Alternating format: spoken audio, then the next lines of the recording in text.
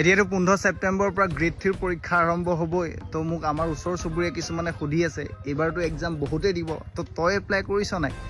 এতিয়া কেলা সিহঁতক কোনে বুজাব যে একঠা মাটিত 1000টা গৰু এৰাল দিলে ঘাঁহ খাবলৈ নাপায়। আৰু কিছুমান এনেকুৱা মাক বাপেক আছে নিজৰ ল'ৰা ছোৱালী পঢ়িছে নাই খবৰ নাই, কিন্তু গাঁৱত কৈ ফুৰিব আমাৰ এইবাৰ গ্ৰেড 3 পৰীক্ষা দিবতো। খুৰীদেউ, এই চচপেনটোত পানী ঢালি লগত চেনিকণ দিলেই চাহ হৈ নাযায়তো, লগত চাহপাতো দিব লাগে, বুজিছে? আৰু কেইটামানেতো এডমিট কাৰ্ডখন ডাউনলোড কৰি এনেকুৱাকে ষ্টেটাছ ফালিছে যেনিবা সেইখন এডমিট কাৰ্ড নহয়, তাৰ এপইণ্টমেণ্ট লেটাৰহে, তাৰ চাকৰি যেনিবা কেলা হৈয়ে গ'ল।